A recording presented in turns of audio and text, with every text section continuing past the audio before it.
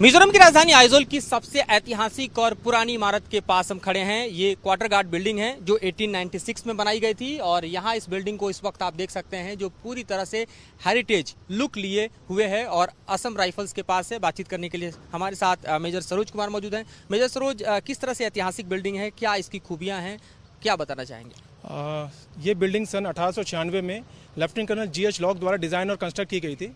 Lieutenant colonel GH lock वैसे तो एक सोल्जर थे, बट शौकिया तौर पर वो एक इंजीनियर भी थे और उन्होंने सिर्फ इसी बिल्डिंग को नहीं, इसके अलावा 3 और बिल्डिंग हैं जो कि उस समय आइजल फोर्ट कहा जाता था, जिसमें DIG bungalow, AR parade ground के मैसनरी बैरक्स और ऑफिसर्स मेस शामिल है, को डिज़ाइन और कंस्ट्रक्ट करवाया था।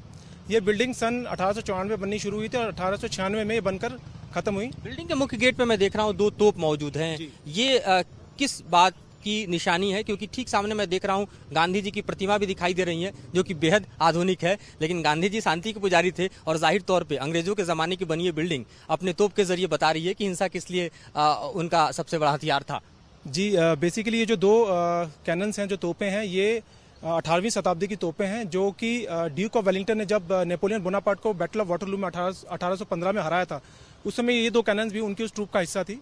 बाद में ये 2 कैनन जो हैं वो एक बर्मा माउंट जो शिप थी उसके आर्मामेंट में शामिल किए गए, जो कि चिटागोंग पोर्ट में उस समय रखी गई थी, जिस समय 1857 की पहली स्वाधीनता क्रांति हुई थी। उसके पश्चात 34th नेटिव आर्मी, जिसने अंग्रेजों के खिलाफ विद्रोह किया था, उनके हाथ में ये कैनन्स ना पड़ जाए इसलिए इनको ओवरबोर्ड जो है इनको समुद्र में फेंक दिया गया था। बाद में इनको वहाँ से फिश करके और 1898 में लेफ्टिनेंट कर्नल J. शेक्सपियर, जो कि उस समय के सिविल एडमिनिस्ट्रेशन के हेड थे और लुशा हिल्स के पुलिस सुपरिटेंडेंट भी थे, उन्होंने उसको यहाँ पे क्वीन विक्टोरिया के प्रतिमा को सम्मानित करने के लिए लगाया था।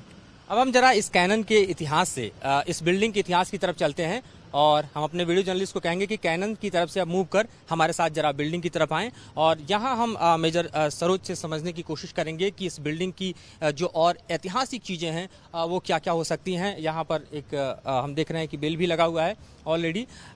भीतर की जो स्थितियाँ हैं उसके बारे में बताइए।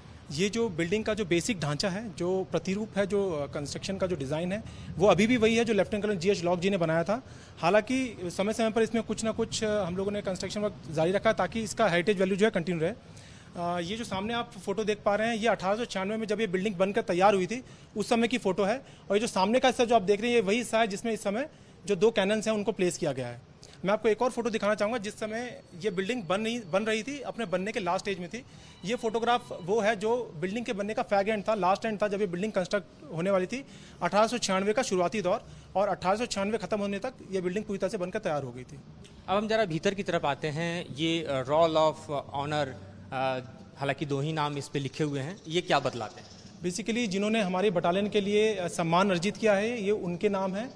मेजर उपेंद्र पाल, जिनको सेना मेडल मिला था, और राइफलमैन MK ओझा, जिनको भी सेना मेडल के द्वारा सम्मानित किया गया था। यहाँ पर कुछ और चीज़ें पड़ी हुई हैं, ये क्या हैं और किस तरह से ऐतिहासिक? इन्हें हम RTC कहते हैं, रेजिमेंटल ट्रेजरी चेस्ट। पुराने ज़माने में बैंक्स वगैरह नहीं होते थे और किसी भी बटालियन को चलाने के लिए आमतौर पर रोज़मर्रा के खर्चे के लिए जो पैसा होता था उसको SM के under in regiment treasury chest में रखा जाता था और इसकी चाबी SM साहब के पास हुआ करती थी। और ये जो बैरक्स हैं सामने दिखाई दे रहा है, ये बैरक्स क्या है दरअसल, ये क्या बतलाते हैं? फौज में किसी भी प्रकार के कोई भी व्यक्ति अगर इंडिसिप्लिन हरकतें करता है, उसको फौज अपने तरीके से, फौज के कानून के हिसाब से उसको सज़ा दी जाती है। तो कोई भी व्यक्ति अगर डिसिप्लिन के तौर पर वांटिंग पाया जाता है तो उनको इन प्रिजन सेल्स में अगर सज़ा दी जाती है तो उनको इसमें रखा जाता है। तो जाहिर तौर पर एक ऐसी ऐतिहासिक इमारत जिसे देखकर आप समझ सकते हैं कि किस तरह से भारत की आज़ादी के ठीक पहले इसका अपना एक महत्व था और आज ये असम राइफल के पास है और आज भी एक खास महत्व रखती है हेरिटेज बिल्डिंग। और यूं कहें कि उस वक्त के नज़रिए से देखें तो भारत के सबसे दूरतम इलाके में स्थित यहाँ इस तरह का निर्माण अपने आप में बतलाता है कि कितने चैलेंजेस को फेस कर उस वक्त निर्माण किया गया होगा और आज की स्थिति में इसकी रखवाली या यूं कहें कि रखरखाव का जिम्मा असम राइफल के पास है और उसने जिस करीने से इस इतिहास को सहेज कर यहाँ रखा है ये भी काबिल तारीफ है। वीडियो राकेश सावत के साथ मधुरेंद्र कुमार, न्यूज़ नेशन, आइजल।